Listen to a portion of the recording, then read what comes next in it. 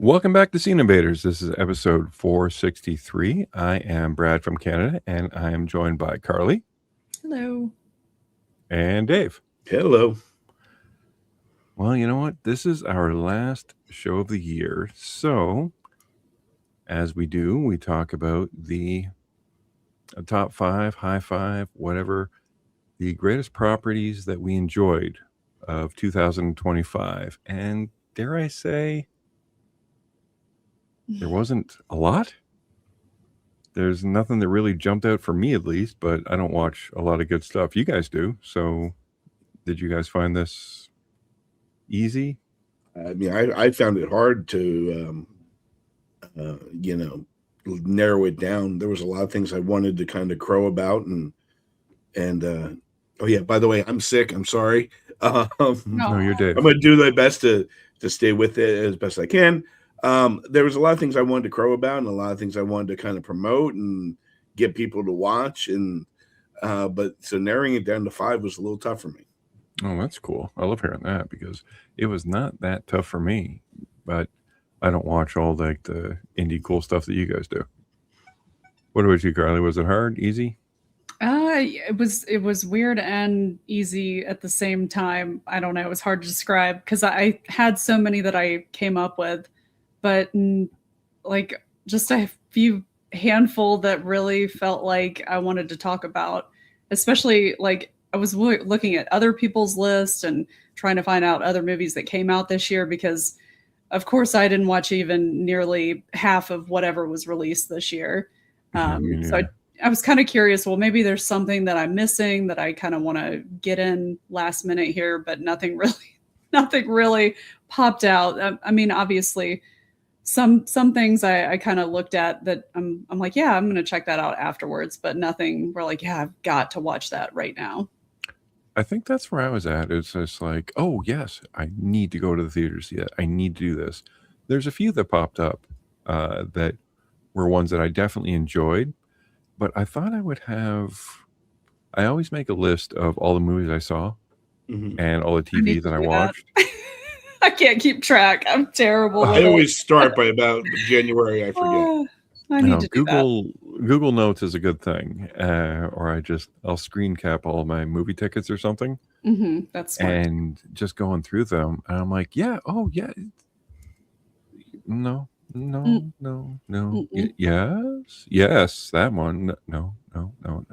Yeah, for whatever reason, I don't know. It was kind of a lackluster year, but our Twitter folks, our Twitter following, actually had quite a few, so let's watch those. So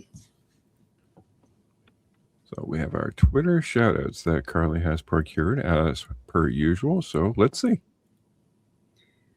All right, so Kermudge at Kermudge TV, they say, Jesus, I would, but I honestly can't think of anything I saw that I liked in 2025.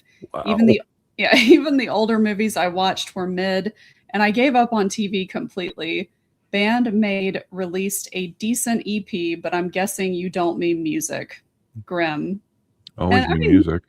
Yeah, music can count, but nothing really, jumped out at me in regards to music. But I did see that I'm not very familiar with Bandmade, but I see that they're a Japanese rock band. That's what Google tells me. Oh boy. Okay, I'll check those out. And Iron King at Iron X King, he says, I enjoyed the bizarre, surreal mystery that is the Chair Company. And I had not heard of that until today. I looked it up. It looks like it is a TV show with Tim Robinson and looks like the same people that kind of developed the other shows. Let's see here, Detroiters, and I Think You Should Leave, which I liked both of those shows. Both of those shows were really good. So I'm kind of interested in checking this one out. I heard of this in like peripheral, but nobody has really shouted out saying, you got to watch this, check it out.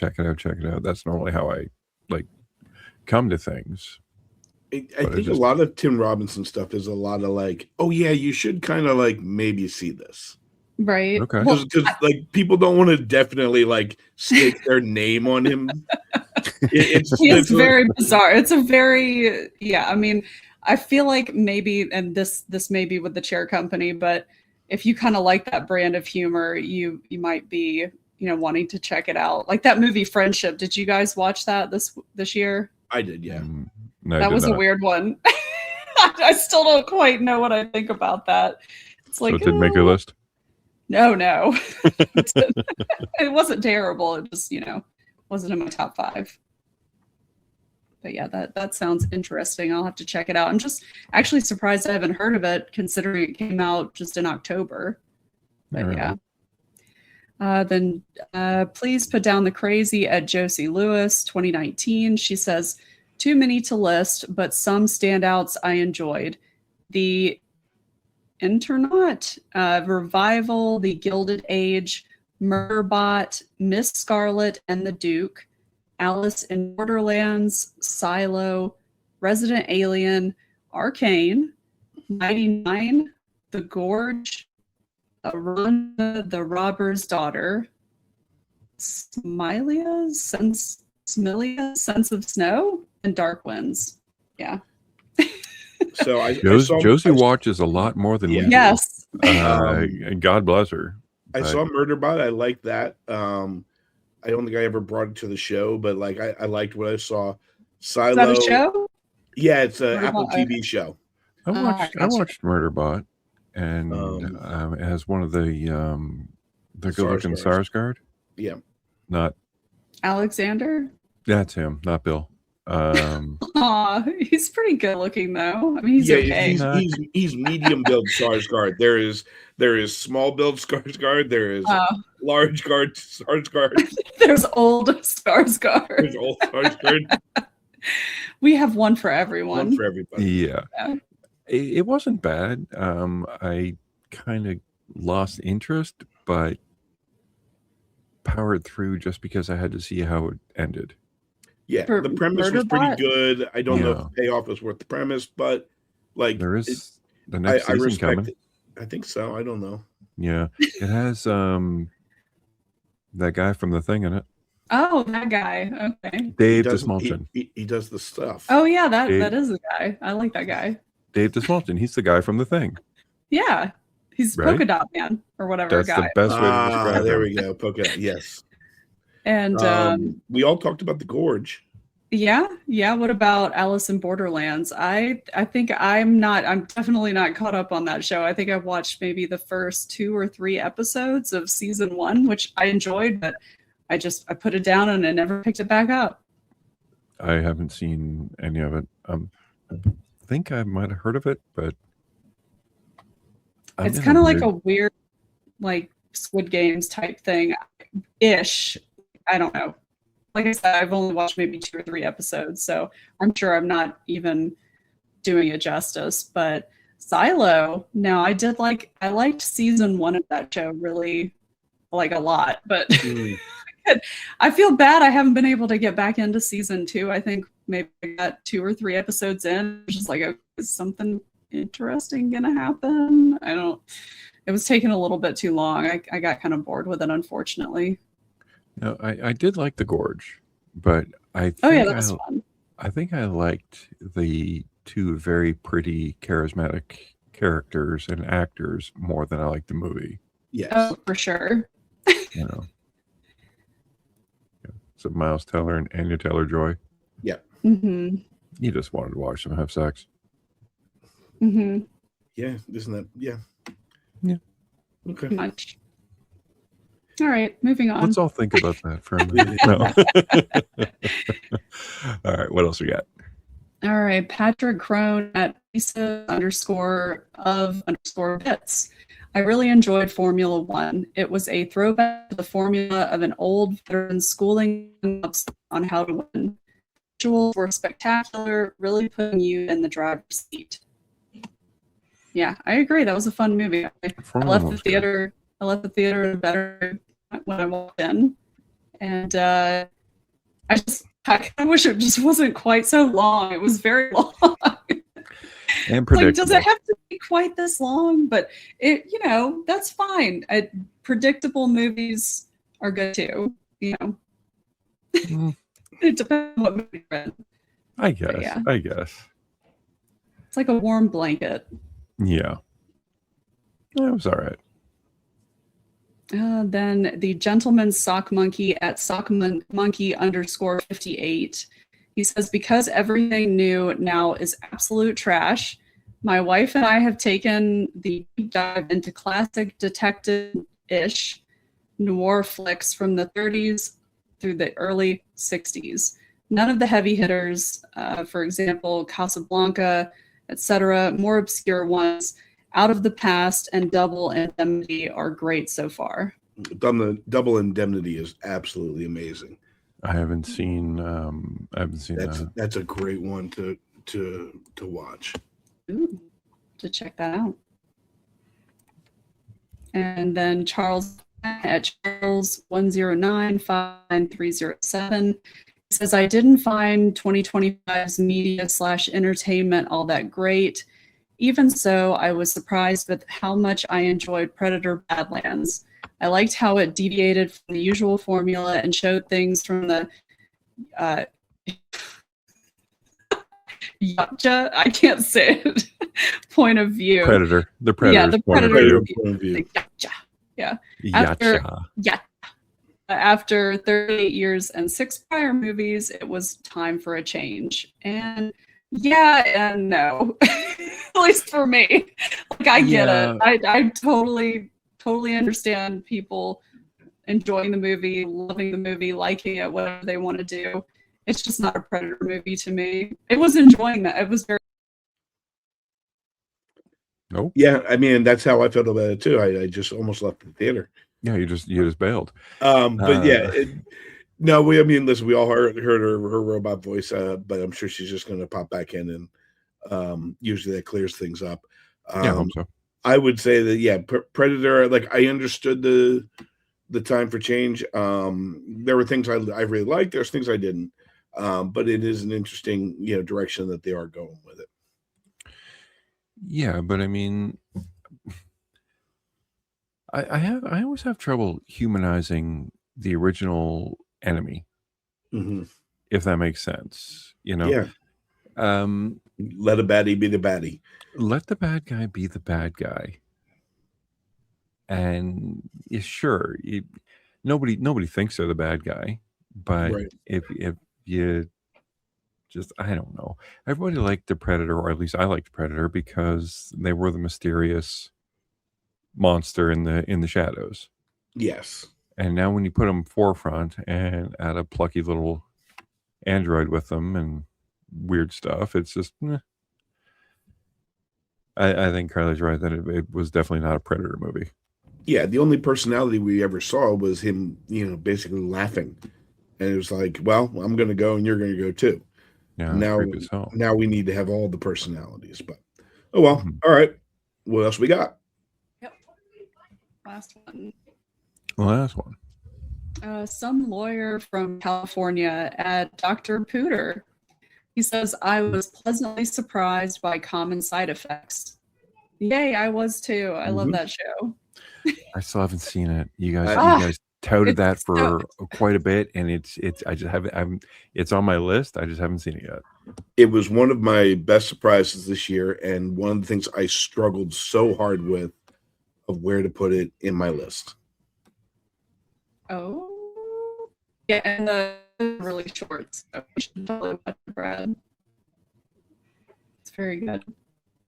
Hey, Carly, you're sounding like a robot, really harsh. Oh no. Yeah. Do you want to try and bail and then come back? Yeah. Or I'll do that. Maybe I should restart my computer. Yeah, why don't you do that, and I'll read the last Twitter thing by the time you come back, and we'll be. This is the last slide anyway, right? Yep. Yeah, we'll be starting mine by the time you get back. Awesome. Not that you don't sound cool or anything, but this is embarrassing. Thanks. All right, so we have Scott Thornton at Sandstone Bluffs. Sandstone Bluffs. I don't think I can get any closer to my camera here, Brad, but definitely wasn't the best year for movies. But we enjoyed Mission Impossible: The Final Reckoning. I did too. I know, Brad, you had a flaw with it. I did have a flaw with it, only because I AI. AI was too easy for me, at least. And especially a super AI that took over the world. And it's kind of it's an easy MacGuffin, but it is what it is. Shoot. Sorry. Yep, go back. Yep, okay. And only like superhuman, I don't say superhuman, but super secret agent Ethan Hunt is the only one that can do it through like really clever timing. I don't know. It seemed like lazy writing, especially when you had such a really cool potential enemy from Ethan's past right there. Right. But all he was a slave to the entity, the AI. I love seeing Ethan Hunt do the crazy stunts. I love seeing Benji, and I love Luther from all like back in it, but it I don't know. It seemed like it was too big a threat. Yeah. I like the knock list getting stolen. I like the a virus getting built. I like even like a nuclear weapon getting launched at a city. Right. You know, the Kremlin blowing up. Various things, super blackmail. That almost seems, look, we know it's all bullshit. Sure. Right? But it was fun bullshit. When it got to the point of world ending, it was too big. Yeah. You know, not to knock the stunts or the writing or anything like that, because it was conceived as a very good movie. Just, I remember from Ethan Hunt in part 1, where he was retrieving the knock list and wearing masks. And now he is saving the Earth. Not his spy agency or anything to that, but it was just, I don't know. It was too big. Yeah, I mean, I get that. The other ones he has on here, Task, which I thought was phenomenal, and it was really hard for me to. It was the same thing with Common Side Effects. If like I just couldn't find a place for it. I You really like wanted Task. I really wanted to put it on there. Now, I mean, I have a different tie to it where, because it's set in my backyard, I when things are set in your backyard and they're true to the area that you live or grew up in, you tend to favor them a little bit better. Of course, it's fun. Like there's a movie called Stealing Home that was back in the 80s with Jodie Foster and Mark Harmon that it's a B-level movie, but I love it because it's everything that I knew growing up.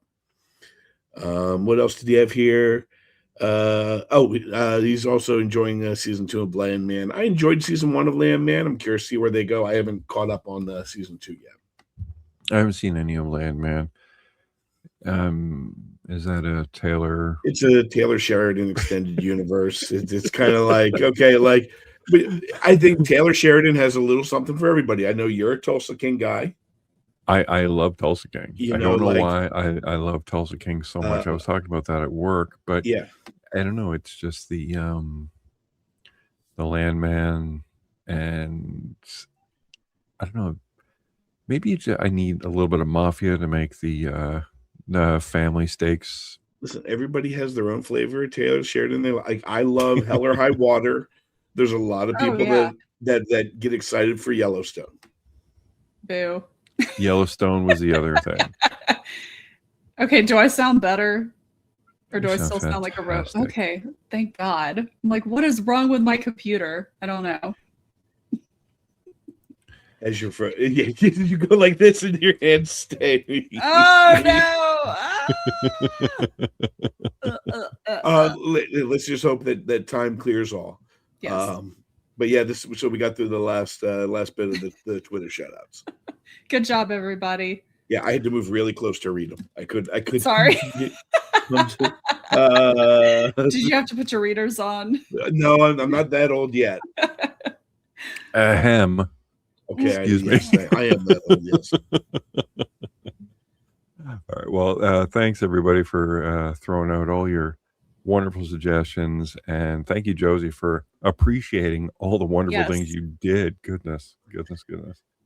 So, but we have our own list of high fives. So, We do. Dave, you wanna grace us with yours? Yeah, go ahead and you can start mine up there. I'm not good at this at all. You're Okay. doing great, Brad. No, I'm really not. Yes, you are. You're doing awesome. There you go. You got it. See? Look how pretty that is. Yeah, pretty so great. they gave me ChatGPT gave me an award as the top 25 top media recognition. Aw. So thank you to ChatGPT. I don't know, it looked pretty enough, so I just left it. Looks great, man. Look, they got like confetti, and you got like, I think that's my microphone. With my list, I think there's a reason for each one I have on there. I would Where hope so. like, if I was doing a top 10 movies or a top 10 TV, I would probably do it a little different. Like, Right. there's a difference between how it affected me and how it is perceived as an artistic endeavor. But we will start with number 5. And I think one of the best things that I had with number 5 before I click on the thing is there's nothing better at being ahead of the curve for a movement, where you discover something either just as everybody else is or right before. And that is K-pop Demon Hunter. Yep. Listen, I just happened to click on it when it, like, literally the day it came out. I think we talked about it extensively. I said, Brad, you have to watch this. Oh, I watched the hell out of this. I'm laughing at the pictures, not your choice. Those of you not on YouTube are not. These are me on my slimmer days. Listen, I can still watch this movie now after numerous times, after hearing all the songs nonstop on, the radio or streaming, or like after all the TikToks, after everything, I can still deal with this. My niece is still in love with this. And it was, one day was life without K-pop Demon Hunters, and then it was everything else. And I just remember, like, I can't believe I was at least on the right at the start of this crazy. You were like at the epicenter of this, and you touted this for a while, and I said, well, I got to check this out, and I had so much fun with it. It's just fun. And that's the thing, like, it's a simple story. Yeah. It's been told a dozen times before, but I don't know. This one just hit. It hit to the point where it got into the theaters. Like, they released it in the theaters to have sing-alongs with all the kids. And when I call them kids, people in their 40s. And also, listen, I will say it does something important, that it doesn't really put people down. Like, usually when you pit different groups against each other, you kind of put one side down and another side down. Like, the big bad is just kind of a nameless, faceless entity that works through other people. But, like, there's no, like, making fun of each other and stuff like that. Like, all the jokes are kind of like, they all punched up, which was really nice to see. And it's really good for kids to see that, instead of the same, like, I think a lot of kids stuff now tends to punch down a lot. Yeah. And, like, I had no problem sharing this with my nieces. I'm like, it's in the line of how I felt about Mitchell's versus the Machines back in the day. Right. Did you share that picture with them? Yes. So it is my niece's birthday today, and I said, hey, just so you know. So yeah, and she commented on our of course, she commented on the episode where I had to talk about the gay hockey program. Okay. Which I asked my sister, I said, did she actually watch it? She's like, no, she just commented. I'm like, good, perfect.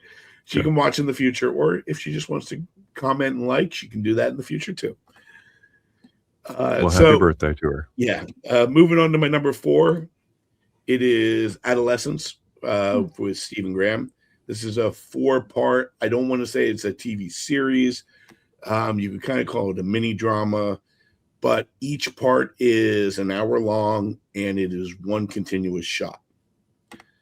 And it is basically the story of a teenage kid is accused of murdering a classmate and how it affects the family, the town, and everything.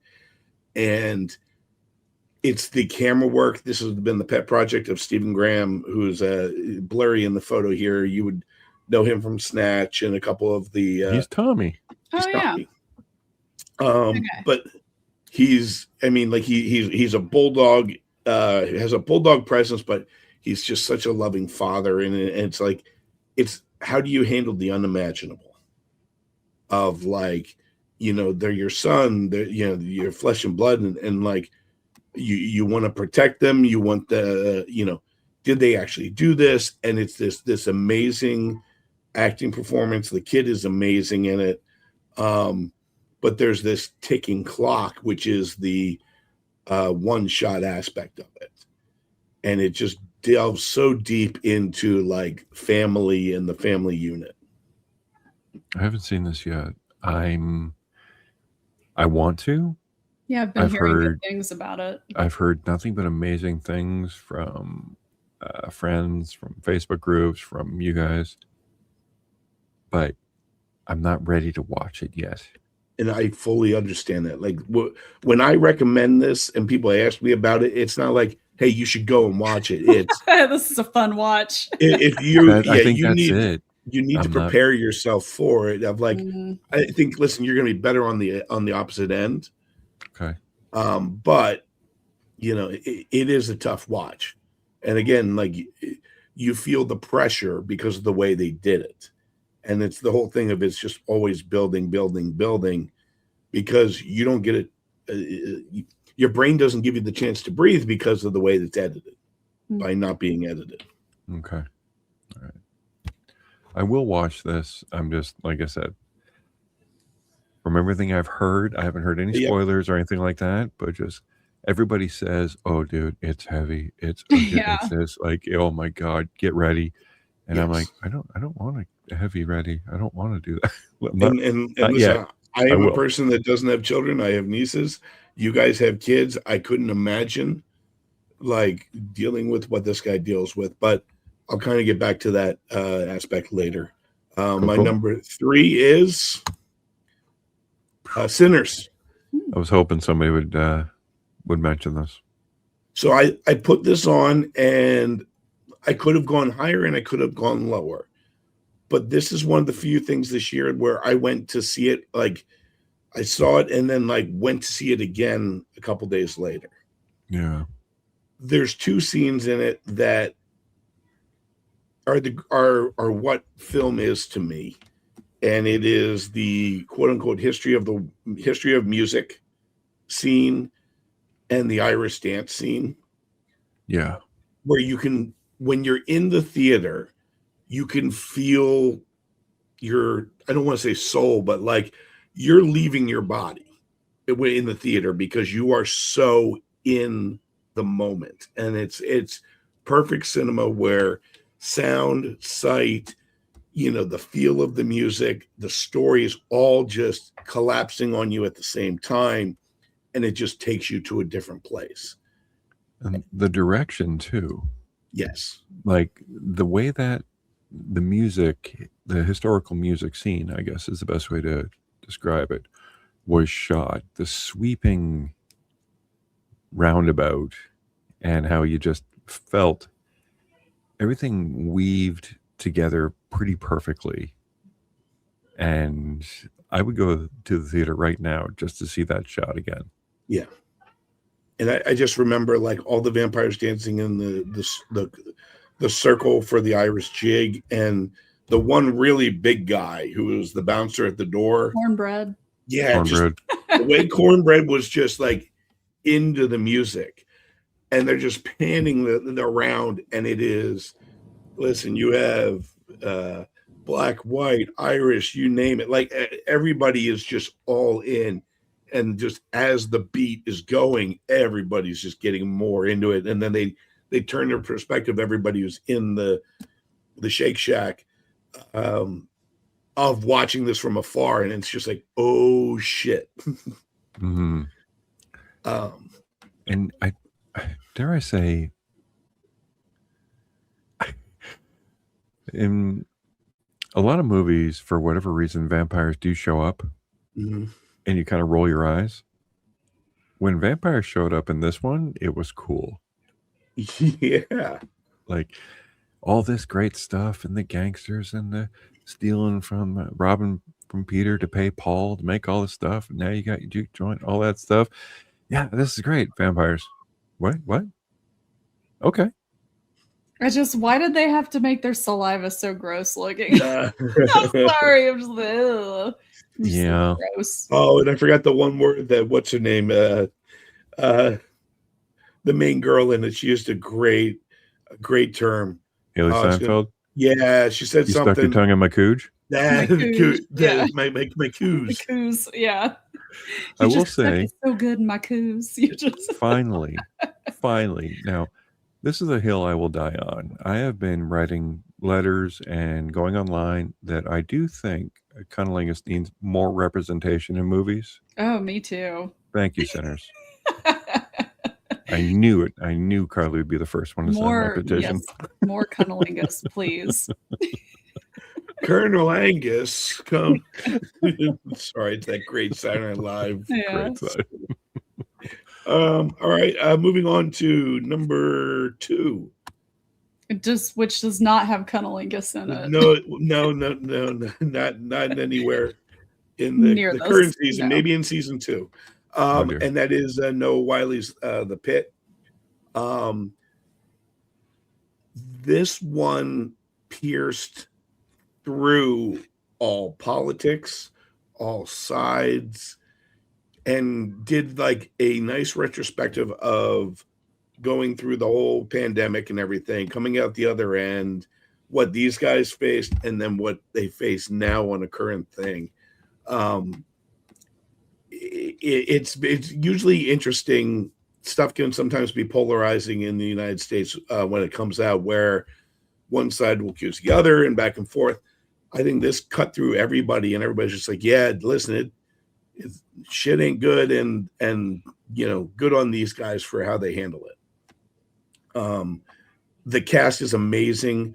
I hate to reduce her to Bryan Cranston's daughter, but Bryan Cranston's daughter is so good in this as a it's Bryan. I just wanted to be. I just wanted to be that jerk. Little Cranston. Little Cranston. Daisy Cranston. No, I'm kidding. I don't know. She comes off as like a slightly autistic doctor who is just kind of excited to be there. Taylor Dearden. And there's an innocence to the character that is so amazing as a doctor, where she's always like, okay, next I want to experience it. And she wants to heal. She wants to be, but it's all the small parts. The girlfriend, the lady from the reception is Catherine Lanaza, who plays Dana Evans, is the rock that holds the whole place down. Oh, cool. And it's basically it culminates with like an active shooter situation where their ER just becomes so overwhelmed. And they're dealing with so much from like elderly abuse. Like each episode is like a small story that's part of a larger story. And it's just done so well. It brings you to tears. It brings you to joy. It brings you to anger. I'm so excited to see what they come out with the second season, because it was so good. I haven't seen this either. I've heard great things. Because isn't it like take place? It's in real time. Yeah. It's like I don't know if it's in like a 24-hour period, but it's actually I think it's all in one shift. That's cool. So over the course of the whole shift of like, you start with like a normal thing with like interns and everybody else there, and then it ends with like an active shooter event. that is sending multiple bodies and multiple people into the ER. And the way that they handle the whole trauma situation of that is like it becomes almost like a wartime thing. And it's fascinating and heartbreaking at the same time. See, I love hearing the energy when you guys talk about the things you're excited about. It makes me excited to want to see it. And then when I'm by myself and I turn the TV on, I'm a very simple, slow boy, and I'll throw on a cartoon just because. But I really, oh my god, I wish I could have somebody else program the programs that I watch, because Dude, I there's bet so you much stuff on my queue that I'm like, I have to watch this. I know it's not going to be easy. Oh, maybe I'll watch another episode of Dairy Girls. Maybe I'll watch the Great British Baking Show again. I completely understand it, and I don't question anybody for not taking on the hard stuff. I just say eventually, I hope you dabble your feet and dip your toe in. Yeah, I will, because not for nothing, I've seen animated Batman punch out a lot of guys, and I know he's still gonna punch him out next time I turn on. If I go through real quick, K-pop Demon Hunters is on Netflix. Adolescence is on Netflix. Sinners, I think, is on HBO on demand. You can put on your pirate hat for any of these, of course. The Pit is on HBO. And number one, it was the London cast version of the play or musical Next to Normal. Next to Normal. This was a PBS Great Performances episode. This is the newest version of it. This play has been in existence for a number of years. This one, they kind of really treated it kind of like Rent, where they did a lot of rock and roll in the background of it. And it's some of the best casting I've ever seen. The basic story is a mother who struggles with worsening bipolar disorder and the effects that managing her illness has on her family. The musical addresses grief, depression, unaliving, drug abuse, ethics in modern psychiatry, and the underbelly of suburban life. The kid Jack Wolf is absolutely astounding. Okay. Cassie Levy is the main lead, but there's only 6 people in this. And it's basically the mom is bipolar, and it's how it affects all the other members of the family. So you have this dynamic of like the daughter who just feels like, she's going through teenage years, but isn't seen because, mom's always sick. So how do you deal with that? And it is gut-wrenching and heartbreaking, and you're just going to sob, but the songs are so good and catchy, and you kind of find yourself drifting from agreeing to disagreeing with each different character. And there's something that happens midway through that I can't discuss. I can only discuss after the fact with people that it's just so.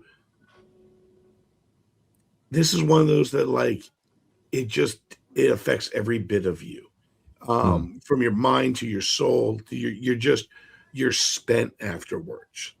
And listen, it sucks that I don't have a lot of like, hey, everything's happy and great on my list. No, but this is. It's on PBS. It's on the app for that, as well as I think you can pretty much find it on YouTube and stuff like that.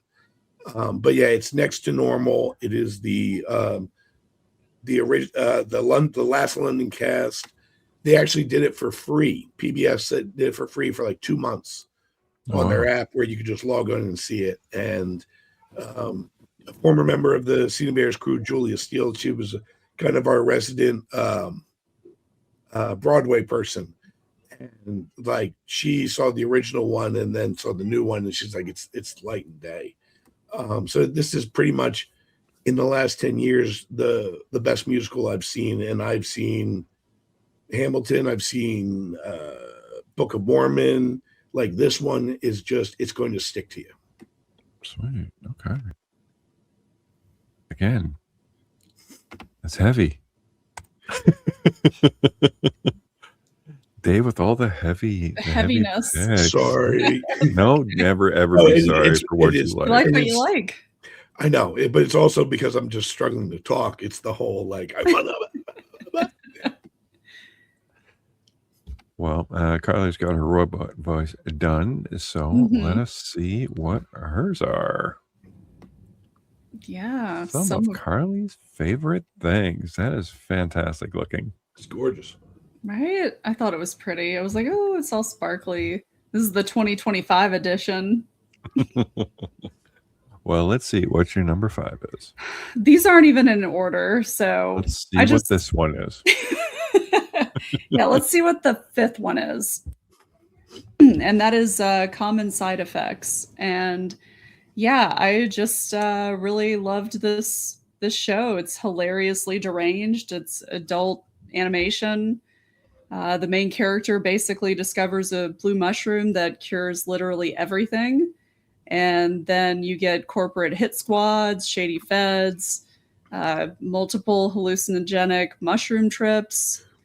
It's just, yeah, it's a middle finger to every pharmaceutical commercial. It's just, it's very fun. I love this show.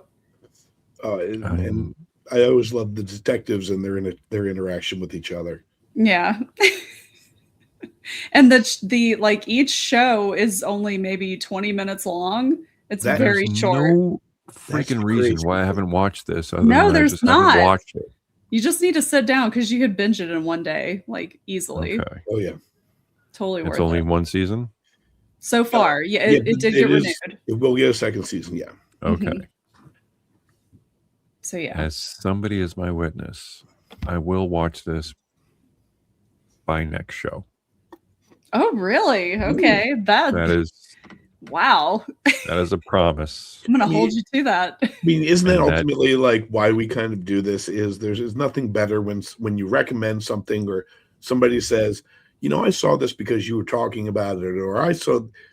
There's nothing better than that feeling. I know, right? It makes you feel so good. I'm like, yay! Somebody liked it. I feel like such a schmuck because you guys have never steered me wrong. But for whatever reason, I'm so freaking obtuse that I just don't watch stuff. But no, we've never steered you wrong because you pick and choose from our yes. That's true. Like if you watched everything that I recommended, you'd be like, I'm not going to listen to another thing he says. No, but I mean, I've like waxed on so often that, you know, animation is my absolute favorite medium. And then you guys are serving me up these things that say, this is the greatest animation thing in the world, Brad. You'll love this. And I'm like, yeah, I just haven't watched it. I don't even like animation. Because, you know, Batman's doing something like he's a fucking idiot. Yeah. Yes, by next show, I will talk about this. Okay, good. Okay, great. All right. Yay. Hopefully we'll have a new fan. All right, then my next one is season 2 of Twisted Metal. And this show is just it's just a fucking blast. It's fun. It's pays homage to the games. If you like the games, it's like kind of a love letter to just the late 90s, early 2000s. The music. Yeah, the music is great. They have so many great like licensed songs that they use. And yeah, it's just I fucking love this show. And I love the games, so it was perfect for me. I was very hesitant and apprehensive with season 1 and like them even making it into a show. I was like, oh god, this is never gonna fucking work. But it does. I love it. Well, this one actually worked for me because this one actually had the tournament, had aspects of the tournament. Season 1 didn't have enough aspects of. There wasn't a lot of car fighting, like car battles. No. When you play the game, and all it is driving around killing things, and like a little bit of characters in whatever incarnation, and you watch the show, and you're like, okay, too much story, and there's not enough car-on-car violence. Season 2 says, you know what we need? We need Rob Zombie soundtrack and car-on-car violence. And when that hit, when they started playing Dracula and Clip was there and he's like, do your thing, and in his creepy freaking way, and I'm like, yes, okay, I don't care what the rest of the show is, I will watch this scene a million times, and I have, and I've watched the rest of it, and it has just been, it's been a damn joy. Yeah, It's a great one. You wouldn't even think that like Axel would be able to be brought to screen, but how they designed him and how they use him, it like totally fucking works, and it's great. So It's just, and that whole introduction with the guy, the mad scientist or whatever. Mm-hmm. The whole joke about them saying, "What, you abduct black people and turn them black. into cars?" Like, what? No, some of my best friends are black. Or whatever. Yeah, they're all It's like, cars oh now. My God, I know. It's like I can't believe this. It's hilarious. I love it. And the Sweet Tooth was fun, and they did. Yeah, he Grimm. got that cape where where he was hiding, where he was killing people in that town because you know they weren't supposed to hurt anybody. But yeah, that whole scene, just so many great parts. I loved it. I'm so glad it got renewed for season 3. And who can say no to a BDSM orgy? Just oh my God, I know that throw whole that in there for was so fun. good. Yeah. Watch that at the gym. Mm-hmm. Yeah, don't watch that with your kids. It is rated R. Yeah, yeah, very rated R. It's a great choice. All right, then we have The Naked Gun, and I just I love it. Good. Yeah, I just had to put this movie on here. It was a nice blast from the past, so to speak. It just it works. I actually just rewatched it again last night. I was like, yep, it's got to go on my list. I love Liam Neeson and the titular role. You know, Frank Drebin's son or whatever. I thought that Pamela Anderson had the titular. The titular, yeah. No, that's the scatting role. Oh God. Yeah, it was. There were so many. I just like the little quips. You know, obviously you have to be paying attention and listening, and they have the whole running gag with the coffees, of course. And oh, great. Yeah. The coffee, the chili dogs, the complete obliviousness that he's like, I can't get in trouble. I'm a cop. Mm-hmm. Right. I think it is time that there is unapologetic fart jokes. Yeah, we need more movies like The Naked Gun. Give me more of this type of humor, please. Silly, absurd, just wordplay, puns, you name it. Just give it to me. I want it. Give it to me all, please. Yes, please. And the snowman. Mm-hmm. The snowman, the 6'4" schoolgirl, everything about it was good. I enjoyed this movie. Mm-hmm. All right. And then we have The Ugly Stepsister. Oh God, is this my last one? No, this is my last one. Did you watch it? Yes. Okay, what'd you think? You're under arrest. I'm under arrest. What? Yes, I'm gonna have you. Oh no. Prosecuted because, good God, this was horrifying. Oh, it was so good though. It was so good. It was so good, but I was so freaking disturbed left, right, and center by this. Oh my God, the broken feet that just everything. Yeah, it's literally, I mean, it's basically the epitome of beauty is pain, you know, just taken to the extreme. And just, yeah, I really like this movie. I really feel for Elvira's character because, you know, she's kind of more on the homely side and she has to compete with Agnes, who is like just perfect. She's Cinderella, basically. She was that homely. No, I didn't either. But what I'm saying is like it just is very sad the lengths that she went to, and you'd have to watch it, but yeah, it's pretty fucked up. Great pics that you put up here to display the beauty is pain because oh my God, beauty is watching this is pain because I still have bite marks in my palm from watching the ordeal that she went through just to not even win over, just to be in the same league that other Right. people have determined to her that she's not in. Oh, it's so Ugh. sad. She gets her teeth fixed. She freaking breaks and resets her nose. She gets like eyelashes sewn into her eyelids. It just Yeah. she swallows a tapeworm egg. Ugh. Ugh. It's terrible. But so good. It's so beautifully filmed. It's very, and I love the music. It works on every aspect for me. I love it so much. Yeah. It was more kind of like in the vein of The Substance too, which was also in my top 5 list from last year. Yes, So. it was. Yeah. I was actually looking at movies. I'm like, oh, I got to put this. I'm like, oh, shit, that's last year. Yeah, right. Yeah. All right, so I'm ready for my last one. I'm ready for your last one? All right. Mm-hmm. And I jumped on the, I'm so sorry. No, don't be sorry. Did you put that in the chat? I'm so sorry. I did. No, it's fine. Like I said, it was like in no particular order. And this was like a total surprise for me.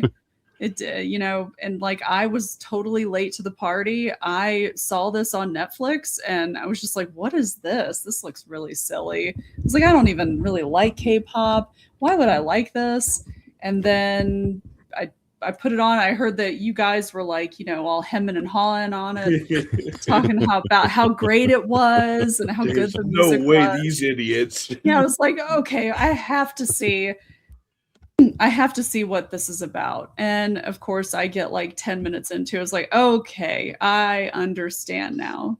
This is really fun. Great songs.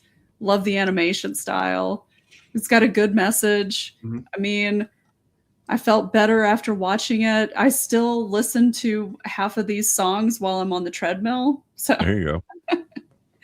Yeah, it's a very good movie. It's very simple. It's not like obviously, an Oscar-worthy movie or anything like that, but we'll see. We will see. You think so? Honestly, I mean, it was very entertaining. I loved it. They released it back in the theaters because I think maybe original music or something could get. It could get best animated feature, original screenplay. Yeah, they're and the songs. I think they're putting Golden. This is going to be the song they're putting up for it. This could possibly win 2 Oscars this year. Oh, that'd be I hope it does. Me too. It's a good one. Well, and that's it for me. It's different, and different is in really short supply. I think you might notice that on any one of our lists, we did not have any glaring superhero movies or anything yet. Yeah. My list is coming up, so we'll see, but let's see what we got. I was really surprised with everybody putting Superman on the list. I kept seeing all these lists with Superman. I was like, really? I mean, hey, listen, it's their list. They like what they like, but I was just like, it is not on my top 10. I enjoyed Superman, but no, it didn't make the top. Christ. No. But you might laugh at some of the things it did, because I approach things a little, I don't know, differently, but these might not be the greatest things I've seen, but they made me feel something. So I think that is the best way to describe my list. So my number 5 is The Ballerina, the John Wick spinoff that I was not expecting much from this. And what I was expecting was a beautiful person doing some really great stunts and killing people. And that's what I got. This story is a little light, but I mean, I'm sorry, it's John Wick Presents. So sorry. Guess what? The story is going to be light. Right. But man, this was fun. I had a grin ear to ear watching this, and so did my date. And we cheered along, and we were happy to see Keanu Reeves. Spoiler, he's John Wick. Straighten shit out. There's a flamethrower fight. There's a grenade fight. And it was just fun to watch through all the trials and tribulations and torture she went through. You know, Sariana, you were fun to watch. So this is definitely it made it up there because, like I said, as far as making you feel, it was fun. It was fun, and that's why I go to the movies. Yeah. Which might be why I avoid all the movies that Dave says I should watch. Because this was not heavy at all. No, it was fun. I enjoyed it. It was. Come on. Oh, the man. grenade fight was completely like crazy and wonderful, and it was full of a lot of moves that like I've never seen before. Like that's ultimately what you want from a John Wick, whether he's presenting or not. And he was there. And he straightened stuff out. And for all the dude bros that were really angry, yes, guess what? John Wick did win the fight against her. Ooh, shut up. Like that's necessary. All right, number 2. Ooh. Number 2 was Monster, the Ed Gein story of Netflix about the original serial killer, most famous serial killer, Ed Gein. Mm-hmm. Anybody that knows this story knows I don't have to tell you anything else, but I will say about this production, don't let the truth get in the way of a good story. Because they definitely take some flights of fancy and tie in other serial killers that were inspired by him, from Ted Bundy to the Birdman of Alcatraz to the Texas Chainsaw Massacre. And I've never had been a fan of Charlie Hunnam. I didn't dislike him, but I never thought he was a good actor until I saw him act in this. Okay. And he actually did some acting, and he was fantastic in it. He was absolutely fantastic in this. Now, I don't know if he like pulled off how Ed Gein is, because I don't know anything, never seen Ed Gein or anything, but he played off sad, pathetic, menacing, hopeless, terrifying, everything in an easy package. And he looks good in our brown panties. What can I say? Is that the chick from Roseanne? Yep, that plays. Okay. That's Laurie Metcalf, who plays his overbearing mother. Mm. A la Psycho. Yeah, they always have those. A la Psycho, the inspiration. And if you look, he's actually wearing his mother's face. Nice. In the one scene, as you do. Mm-hmm. And yeah, I don't know this. I think it was 10 episodes. And it did tell the story, but it, like I said, it had spires and flights of fancy. That it had Alfred Hitchcock in it. It had the 2 guys that made Texas Chainsaw Massacre, Ted Bundy. Very just inspirational things. It was a very, very entertaining watch. And like I said, I don't know if I learned anything. Don't let the truth get in the way of a good story. Mm-hmm. But it was damn entertaining. Easily. I completely forgot about this until my one girlfriend said, "No, I finished that Ed Gein story." I'm like 20 minutes before doing the show. I'm like, "Oh my god, yes, that was much better than the fucking thing I was going to talk about." So yeah, Monster, the Ed Gein story, and the Monster series on Netflix is done pretty well. And I can't remember what the next one is. I think it might be Lizzie Borden. Cool. Oh. So we will see. All right. Now, number 3 is weapons.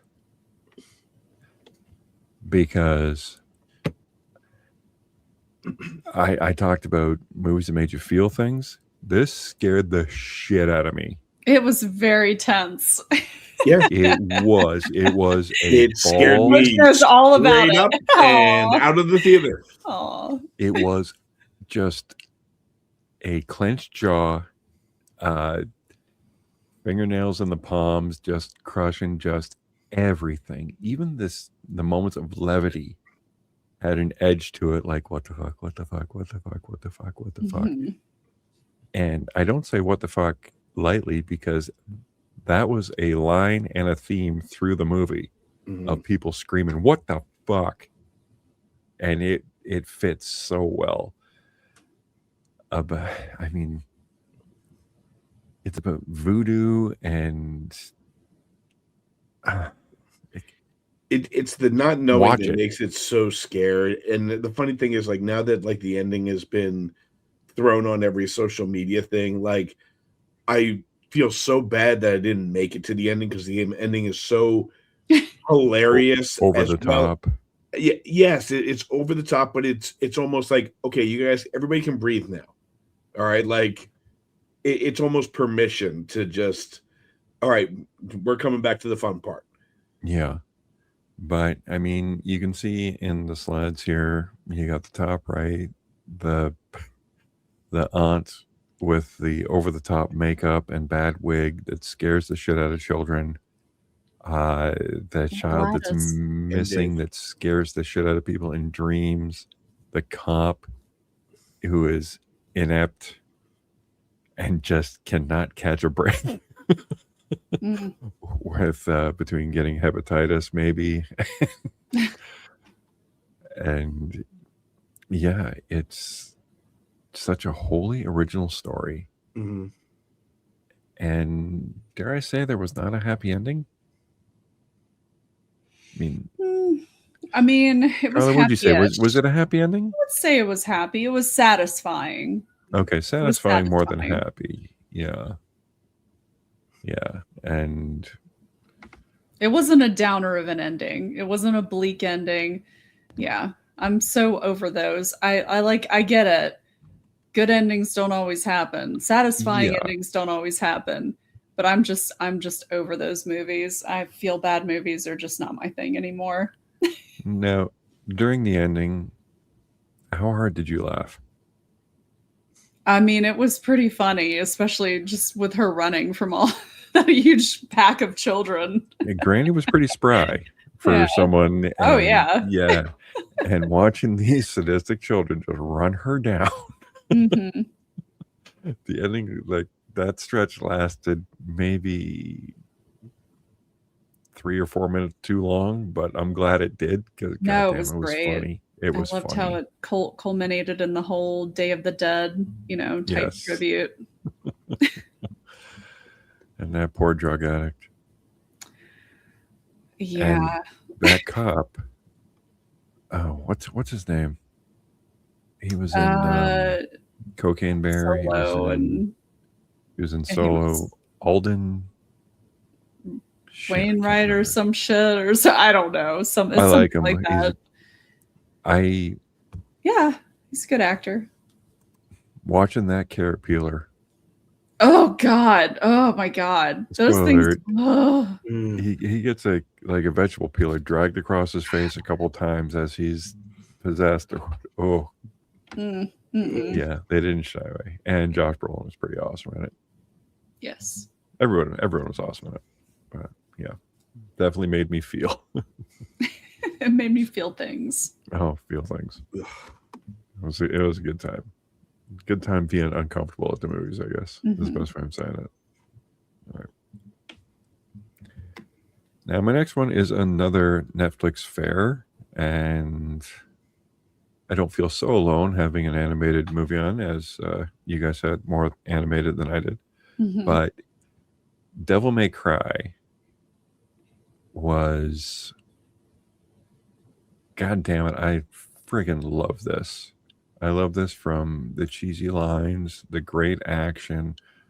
We were talking about the 90s fare, the music, the creep factor behind everything.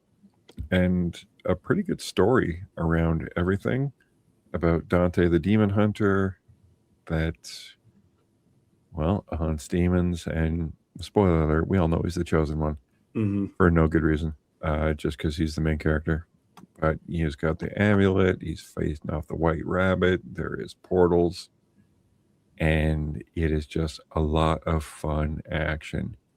Now, I never binge shows. That is just not my thing. I'll watch a show, then I'll go outside and play. But after seeing the first episode, I was still seated for the second, third, fourth, fifth, and all the way till the end. And I never ever do that. This one just hooked me. This hooked me, and I was glad to watch it. And it's getting season 2, thank God. And I'll watch the hell out of that. I'll try not to binge it. I want to go outside and play. Did you guys see any of this? Carly, you said you were kind of bored from the first episode. I mean, do it for you. I guess I was expecting it to be more like the game. I don't know. And maybe it is more like the game. Maybe I just didn't give it a fair shake.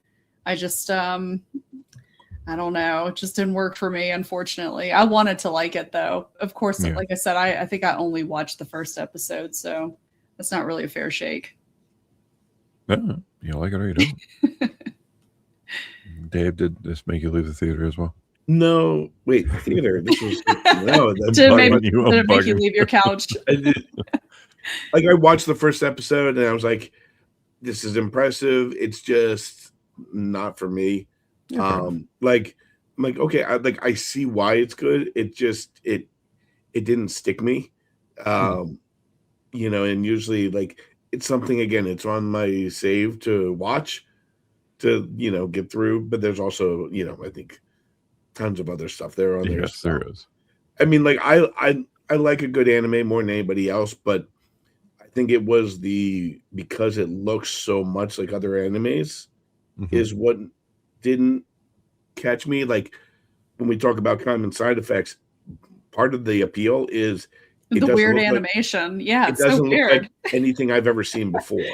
So, yeah, I think this is the same studio that did the Netflix Tomb Raider and Castlevania. And yeah, I really like Castlevania. Yeah, I did like those. Yeah, I like those too. But okay, so my number one, Warfare. Now, I really had no idea what to expect when I went and saw this. I like the cast. You got Will Poulter. You have Cooper Hoffman. I forget the other guy's name. He's from. Oh shoot, he's a singer. He's like in everything. Yeah, I forget his name though, because I know his face. He was in the freaking. Wasn't he in Fantastic Four? Was he Johnny Storm? I think is he Eddie in Stranger Things? Eddie from Stranger Things, yeah. Yeah, and kind of, I don't want to say a ragtag cast or anything, but just nobody outshined anybody else as far as the cast goes, and they're a platoon of soldiers that take over a house to monitor some goings on. Joseph Quinn. Quinn. That's him. There's another guy in that too. Shit, I can't remember his name. But during their mission or their op, they're ambushed, but not for about a half an hour or 40 minutes into it. So it is very mundane for the first part of the movie, and you see their relationships, you see what they're doing, you see the poor family they're putting out to do this, and then they're under attack. And I'm not one for jump scares, but this was not a jump scare. This was just something that scared the shit out of me and made me jump in the theater. Like, I don't get a drink or popcorn because I don't have that kind of money. But if I did, I'd have been wearing it. No. Because I jumped right out of my seat. and I was in good company because everybody else did too for this one scene. And just watching them survive and knowing that this is based upon a true story. And I do love the title card that said, based on a true story, or at least the shit I can remember. Yeah, Right. everything is based on a memory. It was Ray Mendoza collaborated with Alex Garland, where Alex Garland wanted to do something so realistic, and I think that's what it comes off with, is very realistic, and there is no real. I think the biggest thing from this is you can't really judge it because No, it's just what happens. there's no third act. There's no right. there's You're no not looking straight. for There's motive. no rise. There's no climax. There's no letdown. It is a series of events, fantastical events, Right. that were just kind of amazing to bear witness from. The well, spoiler alert, the guy that gets blown up and has to get dragged in, and his half severed leg gets caught, so they Right. can't drag him in to try to put morphine in him, and the guy shoots himself in the hand because he's never administered morphine. He's Right. like, I just shot myself in the hand. What do I do? And the other guy's got a concussion because he's got blown up. He's like, I'm fucked up. I don't know what to do. And just the attempt of escape. And when you have a job to do, but you're just almost in a hopeless situation, but you have to make your own hope Mhm. because you got to lean on each other.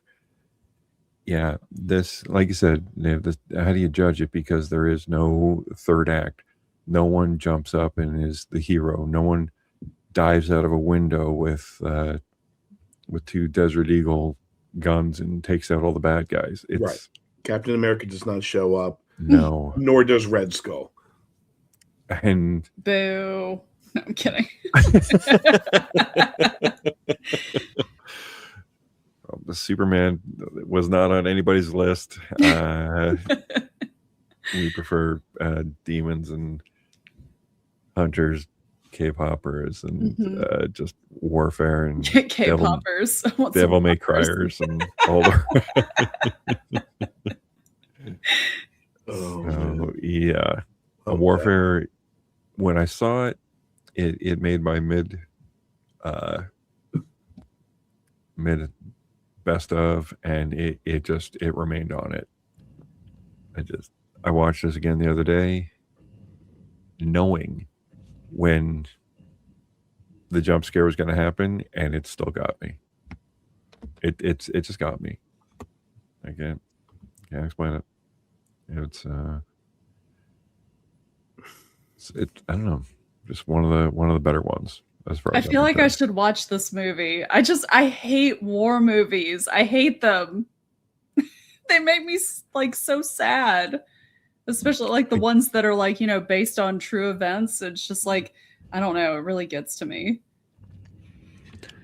I think this one, because it doesn't pull any punches, it is easier to accept. You're still saddened by loss and the events and all that, but because of the way that they make it, it comes off so honest that, dare I say, it almost feels like a documentary at times. Yeah. And seeing it in the theater really added it just for the noise. And there's something they call a show of force, and they really amp it up. A show of force is a fighter plane cruising at a low level just to distract the bad guys. But man, you didn't know what a show of force was, and they're like, okay, deploy show of force, and you're waiting, and then this jet just blasts by, and it shakes you. Oh, I bet. It shakes you, and it's so cool. Yeah. If this comes back to the theater, I will go and watch it again. Like, I would love for this to get like an IMAX thing, and it break a couple ribs. So yeah, those are our high fives. But we actually, in addition to the years of worth of watching, we have sit around and watched a couple other things. So Carly, what did you check out? Oh goodness. Let's see here. That's not it. Nope. It's okay. Oh, It'll be up there eventually. eventually, yeah, that's the one's gonna go up there eventually. It'll be there. We can discuss it when it's there. It's Okay, not I don't know warfare. what the heck is going on with this stupid thing. Good God. You're fine. There we go. Yay. Sorry about that, everybody. I took my mother and she's now 14 years old, my 14-year-old daughter, Happy to go. birthday. Thank you. To go see Song Sung Blue, and this is kind of a feel-good type musical movie about it's Hugh Jackman, Kate Hudson. They play like lovers that end up getting together called Thunder and Lightning that offer a Neil Diamond experience instead of, just a Neil Diamond impersonator or whatever. And it's just it was a very sweet movie. And I like the music. I like Neil Diamond. I don't know a lot of his music, but it was fun to watch. And of course, Hugh Jackman and Kate Hudson were great in it. And yeah, it was. Oh man, I lost it at the end though. And what I would recommend if you don't know anything about the story, probably go in blind like I did. There is also apparently a YouTube documentary also about it, the real life couple. I would also recommend maybe watching that after the movie if you do decide to check it out. But I liked it. I thought it was good. But yeah, the ending definitely made me cry. I saw the trailer from another movie, and I love Neil Diamond, and I didn't know that there is such devotees. Right? Apparently, they were very, very popular in Milwaukee, and yeah, it was just really great to see. I like seeing everybody come together in the movie. Like you could tell that they were very, very well liked in their community. Like, and you got that from it. It just was very uplifting. Well, I love that they garner fame from impersonating somebody famous. Mm-hmm. And like I said, just everyone is kind of like bolstered around them to enjoy them enjoying. Oh yeah. Yeah, I think that's great. I saw a partial of it. I saw a copy, but yeah, I love Hugh Jackman and Kate Hudson. So the chemistry between them, that's intoxicating. That's intoxicating. And I don't know. I'm pretty sure that I think Hugh Jackman sang his parts. I don't know about Kate Hudson because if she did, then it was kind of that weird uncanny valley, like you get them like I don't know if that's her voice. I don't know. I want it to be her voice, but I'm like I don't think that voice is coming out of that body. I don't think she's making that voice. But I could be totally wrong. I did not look that up. I meant to look it up, but I don't know. And then you also got to watch what the rest of the world is watching, except for me. And as I said, please, please, please, I have not watched any of Stranger Things. And as I said, that is not an accomplishment. I do not walk around bragging. I haven't seen an episode. I just haven't. Well, you're not missing anything because Volume 2 was a big letdown. I mean, it's not like awful, but I can't even count how many times in these 3 episodes there were like just random characters, I mean, not random characters, but they were part of the group, the main characters, just coming up with random eureka moments that usually are kind of reserved for certain characters in the show. But now like suddenly everybody's getting a eureka moment and it's just like exposition dump city. And I just I'm like, what is going on now? And then we're like, there are a couple of parts where You're like, wait, why are we stopping right here? There's no sense of urgency. Why are you guys having this conversation right here? You should be getting the fuck out of here. What are you doing? But because I'm trying not to, spoil anything, and like poor Millie Bobby Brown and her upper lip, it is so distracting. Yeah, what happened to her face? I think it's mostly her lip. Because it doesn't really emote. It doesn't move at all. So it's very hard to take her. She's like not acting anymore. I can't get a sense of like what she's feeling out of her face because her mouth doesn't move. But it's just because she's such a pretty girl. I don't know why she'd do that. Doesn't she just hold her hand out and her nose start bleeding? I was about to say there are so many. Like she just gets a nosebleed every time now. Like it used to be a thing where she like had to really concentrate, but I guess everything like she's doing this season causes immense concentration. So she's constantly got nosebleeds. Her sister's constantly got nosebleeds.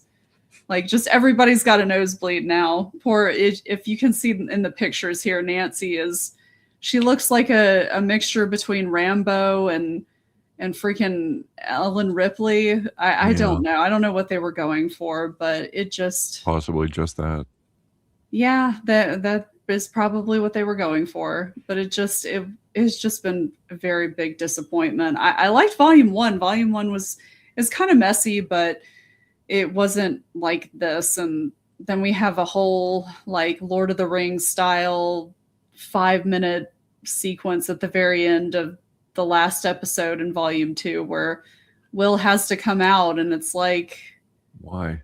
I know, like you said, I loved what you said, Brad. You said someone's sexuality is literally the least, like, most interesting and important thing about a person. And I get it.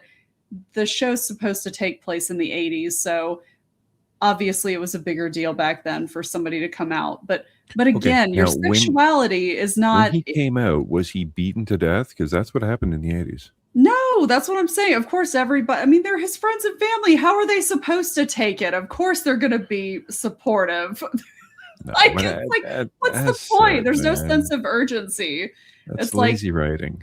Yeah. That is forward writing. That is... I mean, not for nothing. Every one of those kids could be gay. Right? Who cares? I don't. But, here's the thing. Leave it up to imagination. Right? It does not need to be a coming out moment. If you are gay and you want to come out, please come out. I have nothing but respect for that. Exactly. But it is so shoehorned into pop culture now that it seems just unnecessary. And like I said, was Will an interesting character before he was gay? I mean, honestly, I have been rewatching the series with Ben, like leading up to this. And I mean, I feel like they've always kind of dropped little hints that he is gay, and it's never been a big deal. It's like, leave it as hints and leave it up to the viewer's imagination. Or even, hey, I was fine with everything that they've done up until this whole, like, they literally sat down in a circle. And it was like a group therapy scene. It was so weird. Like, they could have done it. Yeah, they could have done it in a way that was more organic and made sense and just didn't seem shoehorned and ridiculous. Because then you also have Robin, who is, she's also a gay character. And she's like, she has to have this moment where she stops with her girlfriend, and we're like, I don't need to see any of this. Like, and it's not even them like making out. What I'm saying is, like, we get this whole thing like where her girlfriend is saying, oh, well, I know something's going on, or you must be on drugs, you're coming down or whatever, you're going through withdrawals. It's like, no, I'm not going through withdrawals. And then she has to like try to explain everything to her. It's like, we don't have time for this. I'm sorry. Nobody cares. It doesn't matter. So it's been a pretty big letdown. Unfortunately, it sounds like a flop. Yeah. Which is a shame. Like I said, I've not seen any of it.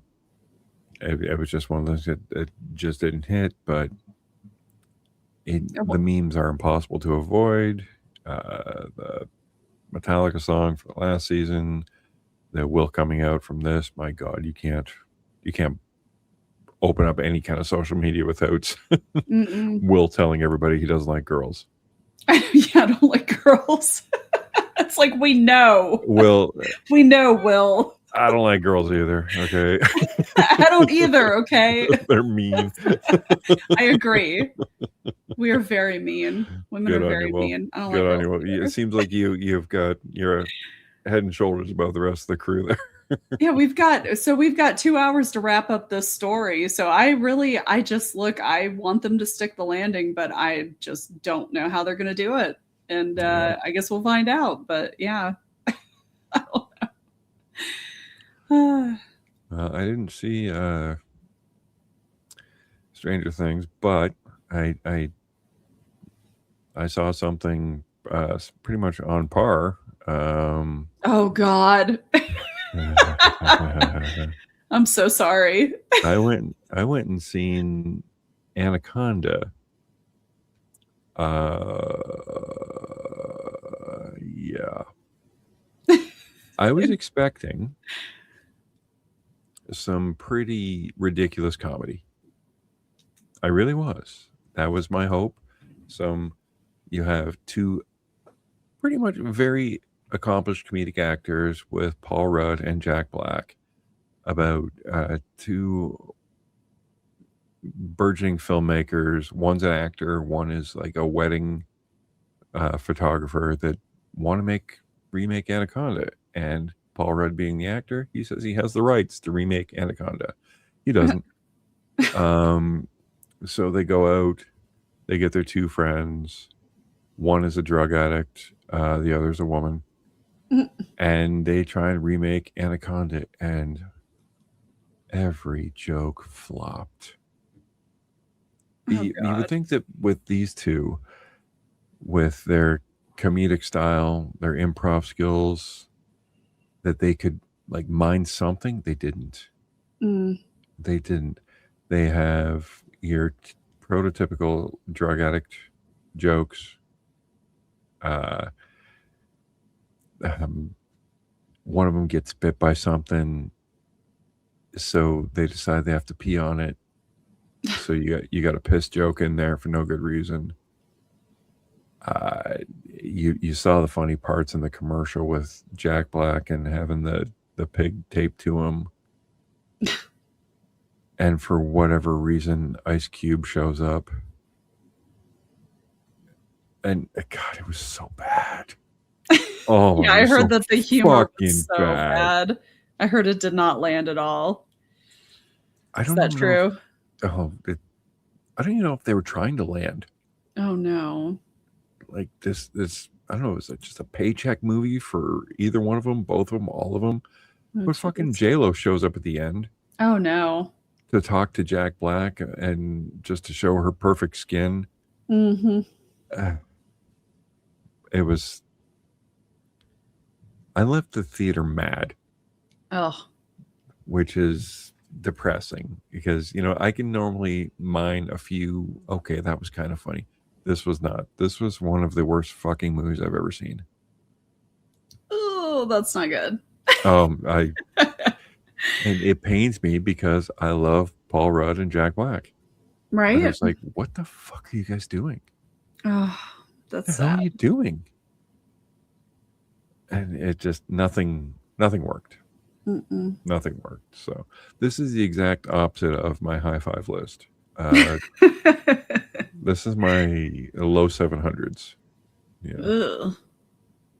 I don't know if you guys can notice, but Dave was very ill, so yeah, he's not feeling well. He's gone to bed.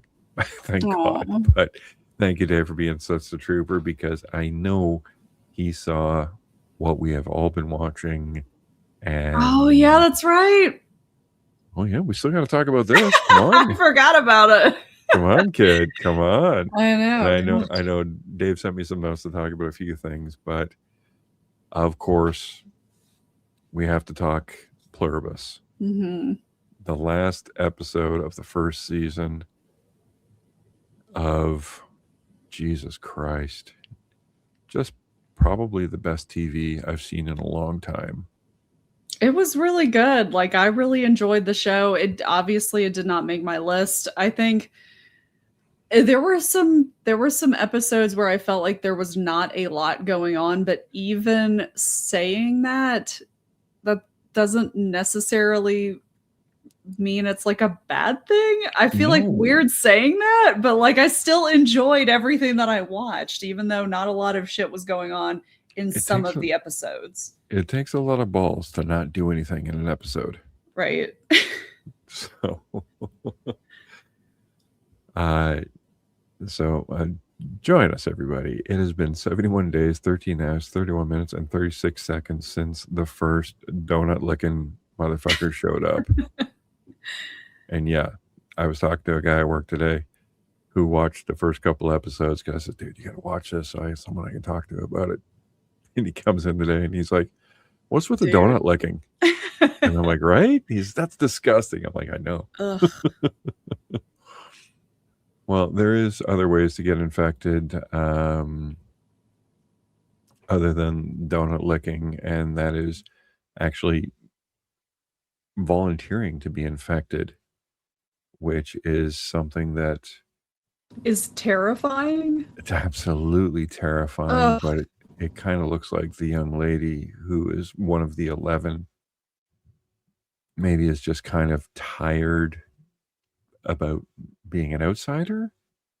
So we're treated with an airplane landing and what looks like a very important case being brought. And obviously the young lady who seems to have her own consciousness presented with a canister.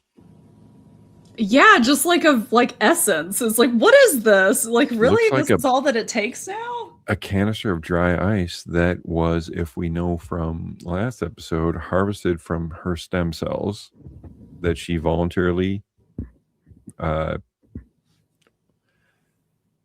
Yeah, I am curious because like she did ask if it was going to hurt and they said no. But like, I guess she already did the whole stem cell thing. I think she did the hurt thing already, which is a big hypodermic needle jammed in your thigh. And then they make the virus, they make the virus and she has it administered to her. She breathes it in. As soon as it starts to take a hold, everybody goes silent. There's no point in them putting on a show anymore. All of that shit was for her. Yeah.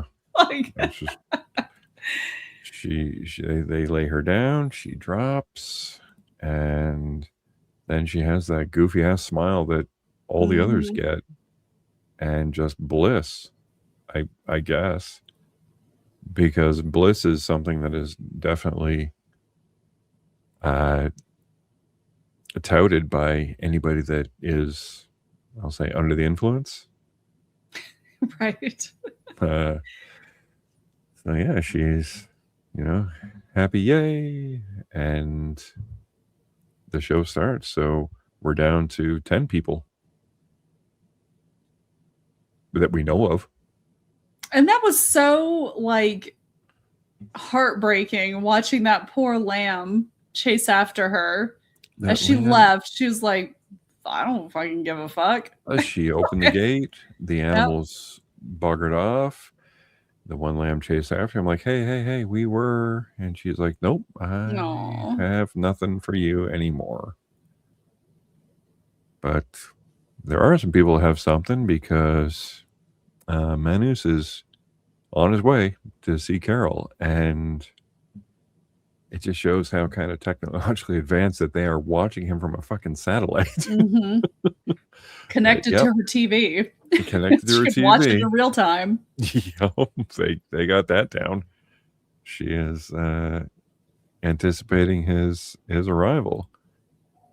And I don't know if Carol is a little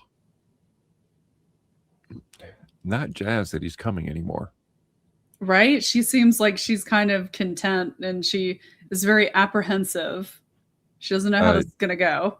She was really on board with talking to all the other people that have their own consciousness. And now that one of them's coming, but she is gotten comfortable with the life that she has with Sosha. Well, and she's also like operating under the impression that they have to be required to have her permission to do this procedure. So she is not going to be turned into one of them. No, so she's cool. She's like, all right, hey, I'm writing. I got my house. I'm having sex with a beautiful woman again. Well, it's, like we said, rock on, cunnilingus. Leave me alone, everybody.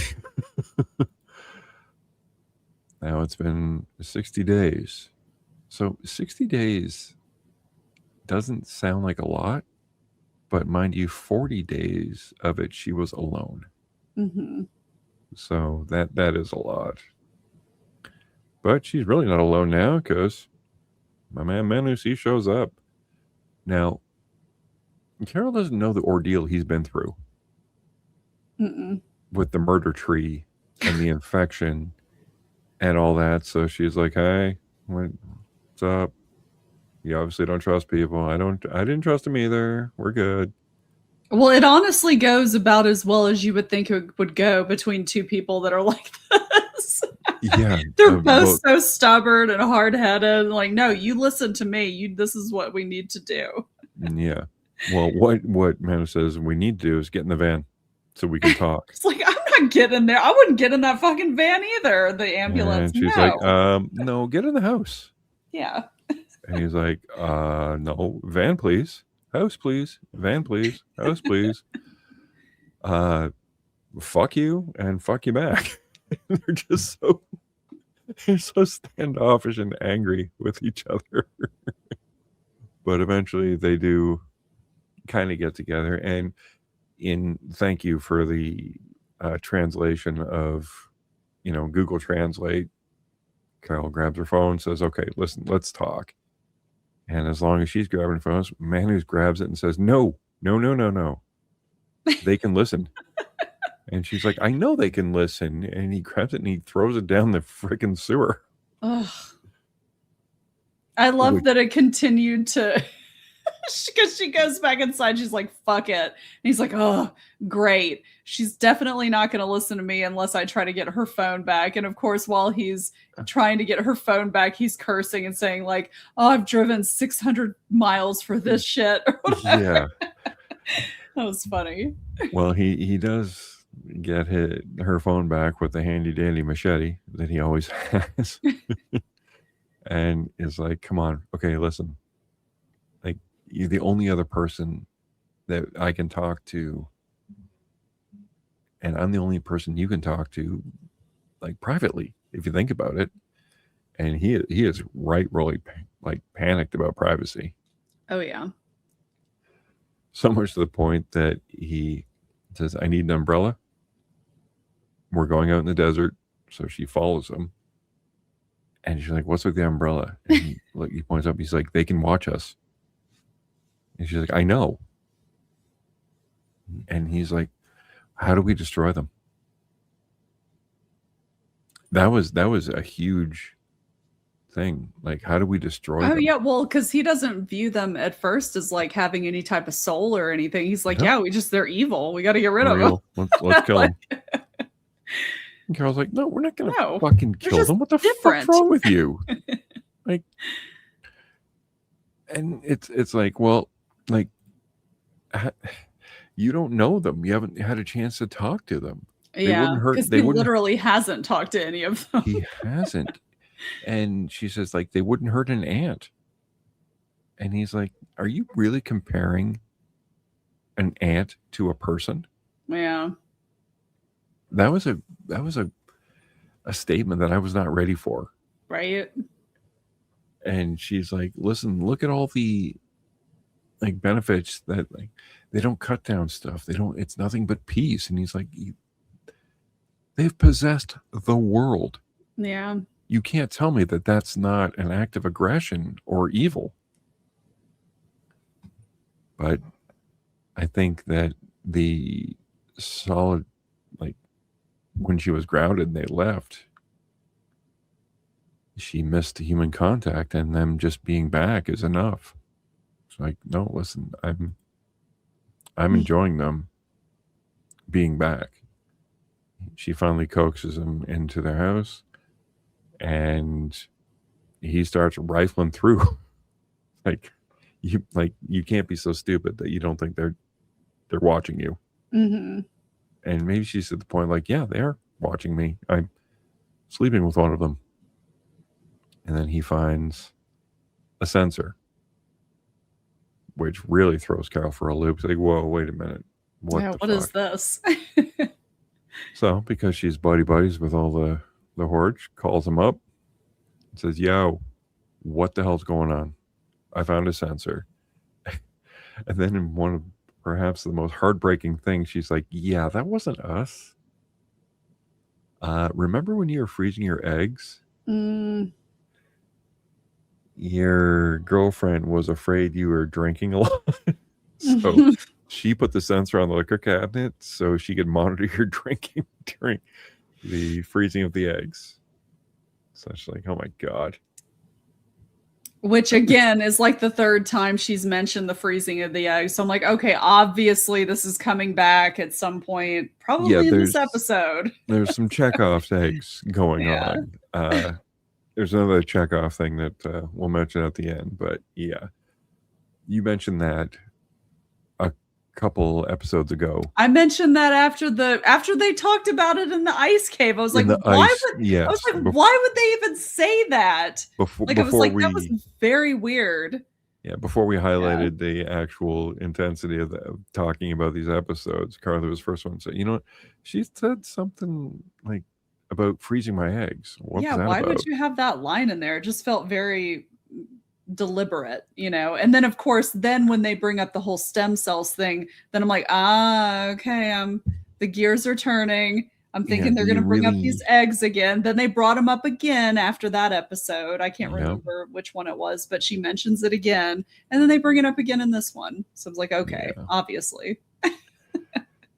Well, because of her ex's precluded her not drinking, she is very disheveled and very just angry at everything. So she brings Manus to a house.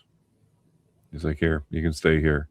He's like, this is not your house. This isn't your house. He's like, it's nobody's house. Yeah, is that your ambulance out there? Yeah, I can't stay here. I'm like, well, I don't fucking care where you stay. Listen, exactly. I've had a hell of a day. I could have been having sex with Social right now, but here you are. Like, so fuck off.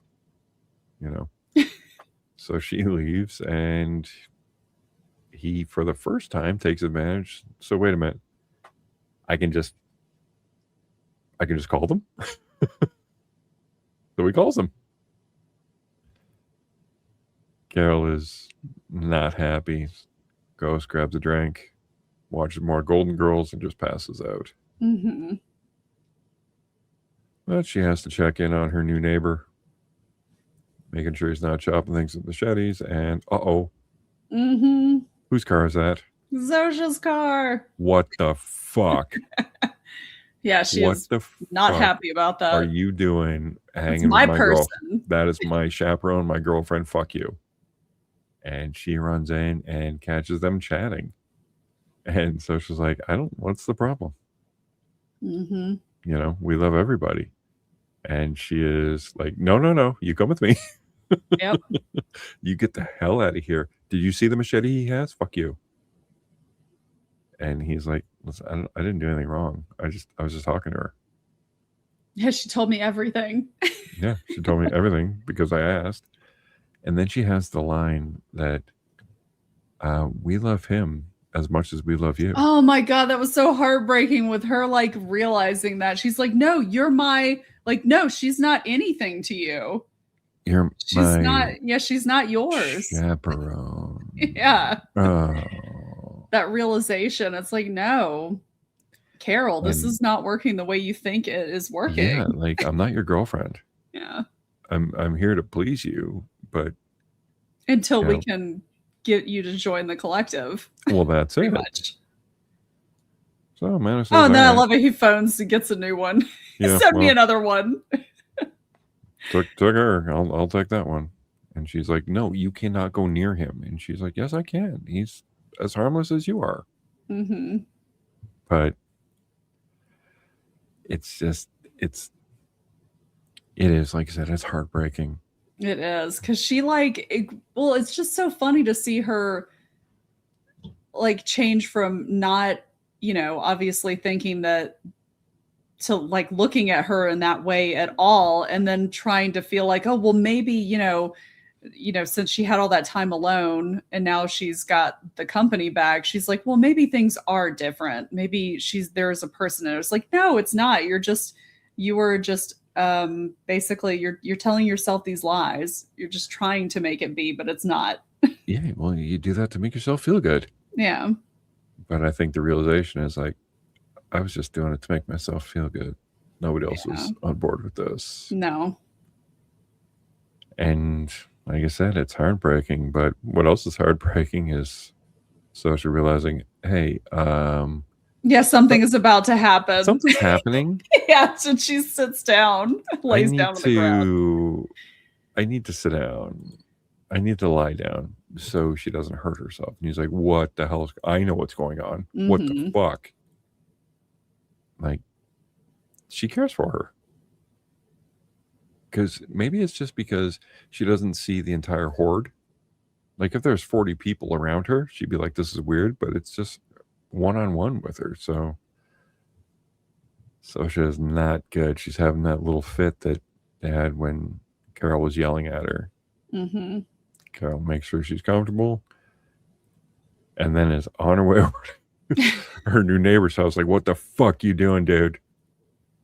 And she is not happy. But, Manos is interrogating.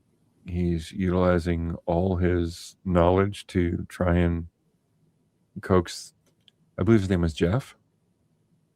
Or Doug. It was something like that. Yeah, it was either Jeff or Doug. It was something like that. But he's like basically trying to he disrupts the signal by getting angry and then trying to talk to him like, hey, come back, Doug, or whatever. Come back. Because the heightened emotion, like from the first couple episodes, disrupts it. And Carol's like, what are you doing? You have no idea the damage you're doing to people. And it's like a frequency that is, and he checks out his frequency, the one that had a little bit of like pulse to it. Winds it in, is happy with it, screams at old Jeff Doug just to get him straightened out again, and lays the frequency upon him just to try and, like I said, coax him back. And we don't really know if it works. It looks like something is happening. He's getting closer and closer to it.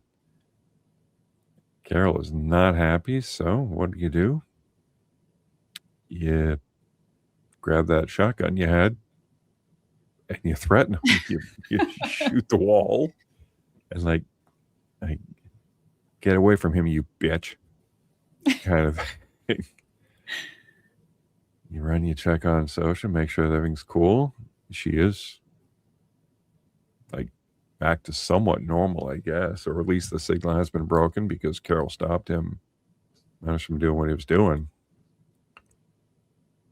And then she gets a phone call. She gets a phone call from everybody's favorite mother. You fucked up my son. It wasn't me this time, Lakshmi. Yeah, wasn't me this time. And hangs up on. I laughed really hard at that part. Yeah. So she's like, someone's calling. She's like, I know who's calling. Yeah, I know who it is. Yeah. But then there is the other sad realization that, like, this can't stand. No, they have to go away now. They have to go away again. This guy's it's too dangerous. Like, he has broken signal like you did. And hey, remember what we did when you tried? Gotta go. Which was really sad. Mm-hmm. Like, this whole episode was like plagued with sadness. A few intrigue of like, oh my god, maybe the signal, something. So it threw a bunch I of mean, that seeds. has to be, yeah, and that definitely has to be the reason, at least now that I'm thinking about it again, I feel like that has to be the reason why everybody keeps leaving. Like, just because it has to do with that signal. I think that signal. Yeah, you've got it Just, figured out. We need to get away from you. yeah. So you can't like disrupt us like that. We can't get that. Yeah. You're figuring it out, so we're not going to give you any subjects to play with. Mm-hmm. Oh, so she lets him out of the trunk that she threatened and stuffed him in the trunk under threat of getting shot, and he is not happy. Mm-mm. And He he's like, basically, yeah, he tells her, listen, you got to choose one or the other. You got to save the world, or do you want the girl? Which one do you yeah, want? that was a great line. You want to get the girl, or do you want to save get the girl? Yeah, which one? Carol's so tired. Mm-hmm. She's just tired of everything. So she goes and gets the girl. Yeah. And what do you do when you have the girl? Hell, you go on a permanent vacation. Right? Or at least 2 weeks. They get a good solid 2 weeks of doing some traveling and they get the sun. They go to stuff. the most beautiful, like, making love on the beach, Mm-hmm. just enjoying each other's company. And why not have a bubble bath together? I would be in a bigger tub. Right? It's all a distraction, though. It's all a distraction. Fuck you, Zosha. But I mean, Carol is happy with this distraction. Is she, though? I don't think she's really that happy. She looks coping. miserable. She always looks miserable. That's true. But yeah, I think at this point she's just coping. Especially, I think she's probably trying to put that in the past of what Zosha said with, when she got upset. She's like, we love him just like we love you. It's like, no, you're not supposed to love him like me. Fuck you. I'm special. Yeah. Yeah. So I think right now she's just coping. Well, trying to make it work. In her favorite things between like reading by the pool and bubble baths and going skiing and ski lodges and bring me drinks. And she's just enjoying. She's enjoying the coping. And then she starts asking questions because what else would you do? You can't really have a proper conversation. And she broaches the subject of, you can't make me into one of you. You need my permission to get my stem cells. Right. So she's like, right? Yeah. Yeah, technically that's right. That would be correct. If we were to take them from you, yes, we would need your permission. I was like, well, wait a minute. Yeah. But what if all the eggs I was bragging about all that fucking every other episode? Right. You guys have access to those, don't you? It's like, oh, yeah. Yeah. It's like, could you get my stem cells from them? Yeah. It's a very tricky process, but yes. We could. And then she finds out she has like weeks, possibly a month or two. Yeah. How long? She's about a month. It's tricky. It's a tricky procedure. How long? Oh, and I love the fact that she's like, if you really loved me, you wouldn't be trying to change me. Because she's right. She's like, but they don't. No, that's not love. That's they not love themselves. They love the collective more than they love any individual. I mean, it's I wouldn't even call that versus that's not versus love. 10. Now, that got me thinking, if they are true pacifists and somebody came at me with like a bucket of whatever, like, hey, breathe this in, Mm-hmm. and I beat them to death with a shoe, would they retaliate? I don't know. I don't think they could. Like, they could maybe try to like keep you from hurting them, but I don't think they could like retaliate or hurt you, you know. So if I said, okay, I will take it. I'll take it. Bring me the stuff. And then they brought me the stuff, and I don't know. Before you bring me the stuff, a week before you bring me the stuff, can you bring me a sniper rifle? Just because. Like, I don't know. That was, I'm trying to think of contingencies. Like, hit one with a brick and it spills, and then you don't go near it, and they're like, hey, we need more. What? Go get more eggs. Fuck off. You know, you have to tell me. But, you know, Manos, he's still working. He wants to save the world. He's not worried about it. Right. I mean, he's not here to make any friends. He's cool with having no friends. Yeah. And figuring it out. There's a friend showing up, and she's showing up in a helicopter. And with a package. Manos, as panicked as he is, he's like, "Oh, what's going on?" Hey, they're bringing a package, and there's a helicopter, and oh, cool. What are they bringing me? And so she's like, "Hey, bye. I brought your stuff." Girl's like, "Yep, yeah. This was good. Thank you. Mm-hmm. Thank you. Fuck you. Thanks for nothing, bitch. I did have feelings for you. Goodbye." Mm-hmm. And Sosha flies away. Kind of forlorn, you know. Mm-hmm. It is sad. It is sad. Well, at first I thought it was like a car, so I was like, wait, it can't be a car. It's too big to be carried by a fucking helicopter. What is yeah.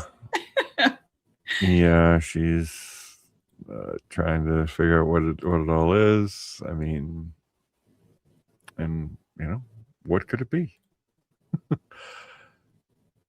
She walks up to Menace, says, "Okay, fine, you win. Fuck it. Let's save the world." And he's like, "Well, what's in the box?" What is it? It's an atom bomb. It's an atom bomb. Mm-hmm. Nice. Credits. Right. That's the end. Fucking end of this season, and we have no idea when the next season's coming. Ugh. Can't wait though. No, I know. It didn't make any of our lists because I think it made everybody's list if you're really watching it. Right, yeah. Because, you know, it was too easy to pick, because this is just, like I said, this is the best television on television right now. And it's very, very good. Yeah, so what the fuck are we going to talk about next week? We got oh Pluribus God, I don't know. We're just gonna have to watch some stuff. We're gonna have to watch you. Well, you are going to have to watch Common Side Effects, so you can talk. Yeah, I'm about not doing that. Next week. I'm not doing that. You said you were.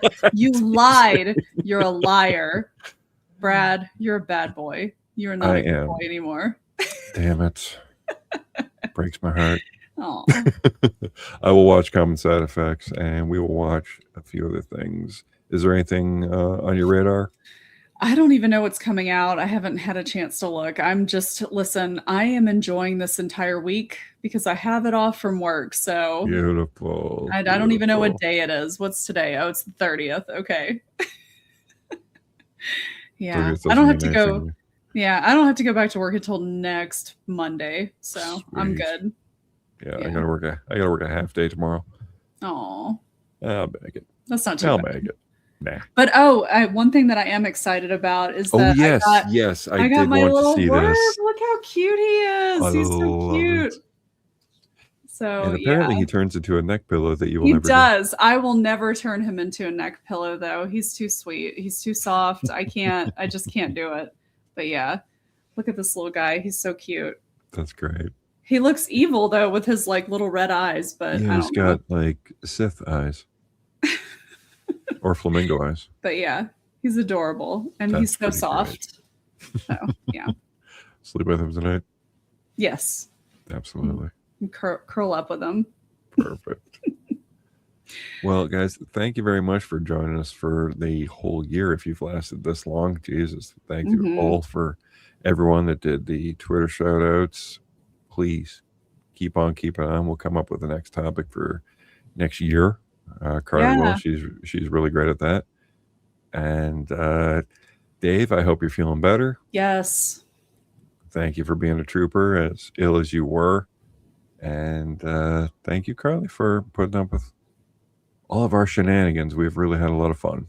Yeah, I'm just glad to be a part of it. Oh, couldn't do it without you. Wouldn't want to.